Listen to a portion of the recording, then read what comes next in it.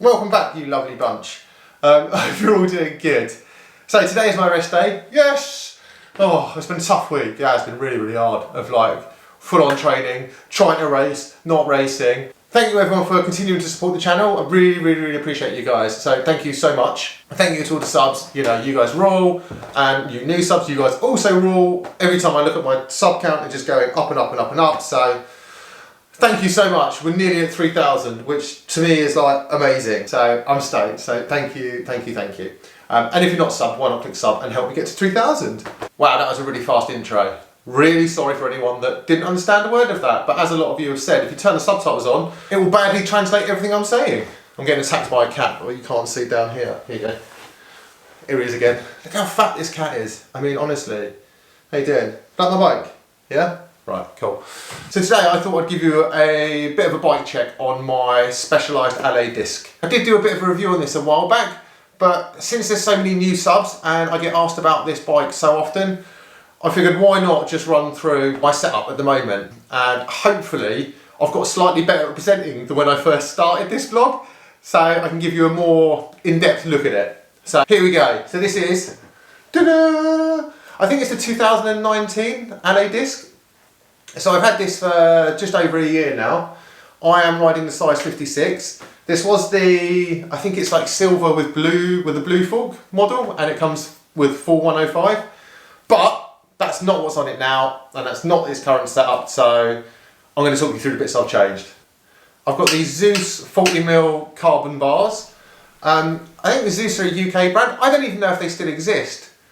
Basically, they're cheap. I can't afford £300 on a set of aero bars, and I did a lot of research online. I think buying stuff from China, you never know on the quality, and there are some really good companies that do stuff, and I just basically couldn't be bothered to do the research into that. So I found a company that was UK based, that were CE certified, etc. So it gives you that peace of mind.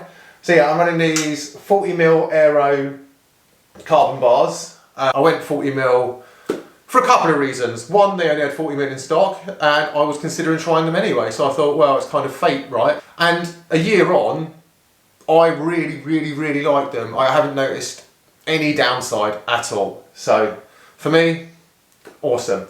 Right, so I have my Wahoo element that I use as a computer, and underneath I have this fabric light. And actually, my Wahoo and Garmin have different mounts, so this light also works as a converter from a Wahoo to a Garmin, which is quite clever. I've always got a light on my bike, so I'm always going to be seen. Check the description for full details on that. I'm running an FSA SLK stem. It's 110mm. Exposure 30C tyres. Awesome. I'm loving these fat tyres, you know. The clearance for this frame is pretty much, I'd say 30mm. It's probably your limit. I wouldn't go any wider. Rims, wheels, they're still on these 38mm, tubeless ready, really wide, and they have centre lock discs. So I'm running SRAM red discs. I have SRAM Access calipers. Is that what they're called? Calipers? Because when Juliet got her new group set, she didn't want to rebleed all her brakes. We set her new Axis group set up with her old hydraulic brakes. So in fact, I pinched the hydraulic brakes from it, so I've got them on mine now, and they're wicked. So you know, everyone knows I love disc brakes, and I'll never ever go back to rim brakes. It's a full SRAM red ETAP group set. I'm not sure what year it is, but it's awesome, and I love it, and it makes a really cool noise, you know. And for those that don't know, with SRAM, if you press the left shifter, it moves towards the bigger sprocket, and if you press the right, it goes towards the smaller sprockets, and if you push them both together, it jumps between the front and the rear. It's like a paddle shift in a car, so it's really nice. For me, it's really intuitive. It didn't take any getting used to at all. It just makes perfect sense. But obviously, I do need to charge my batteries and keep those charged. That's the only downside I could ever think of if I was forced to think of one about this SRAM ETAP. It's full wireless, so there's no wires. It's all really clean. A standard seat post that comes with the frame, which is the Specialized Aero one. The Ski Rose Back Pan B saddlebag, that's got all my bits and bobs in it. Fabric scoop with titanium rails. Love it, really rate it. I should probably put the line on this to try it out, but stay tuned for a review on the Line S, or the Lioness, or the Line S. Right, you know what I mean. The other saddle, the short nose. Stay tuned on a review for that. So I'm running a mid chain set. which is the 5236. To be honest, where I live, I could probably go compact, but you know, it's more than enough. I have SRAM red cassette on the rear. So for power, I'm using the PowerTap P1 pedals. I've been using these for absolutely ages now. They're getting a bit worn out, but that's what I use to get the data over the screen. So I'll use the file from my ride on my Wahoo, and I import that to the Garmin Verb app, and then I take the power data from that, and then I can do all the overlays on the screen. So that's pretty fun. I'd like to have a power meter on all my bikes so I can do the data for everything, but you know, one can only dream.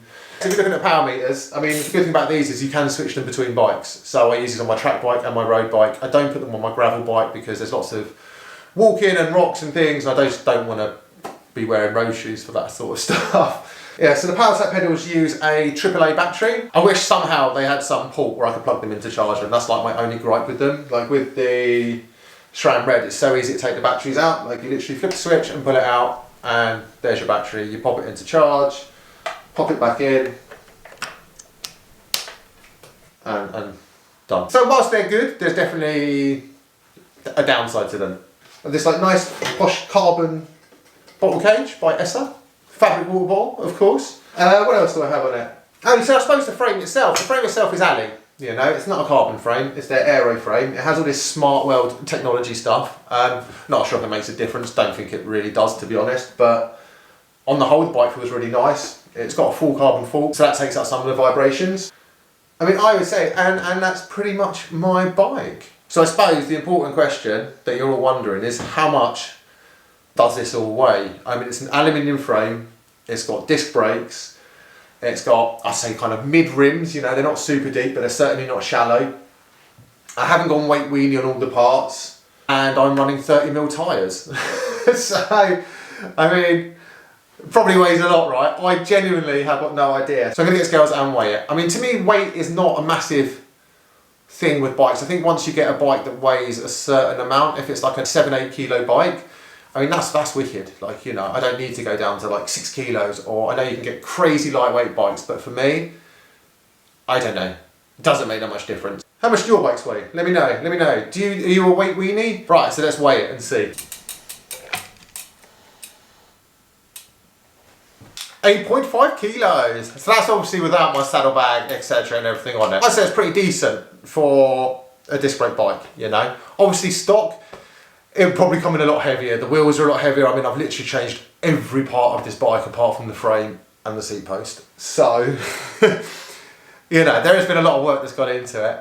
On the whole, I mean, to me, 8.5 kilos for a like crit bike essentially, that's good. Don't you think? Let me know below. Is that light? I'm kind of tempted now. I have to go and weigh all my bikes and see how the other ones do. I hope you like this little bike check, quick closer look at my Allez disc. Let me know in the comments below if you want to have a look at any of my other bikes, or if you just don't care about the bikes, you just want to see me ride them. Anyway, thanks for watching, take care, and I'll see you all soon. Bye!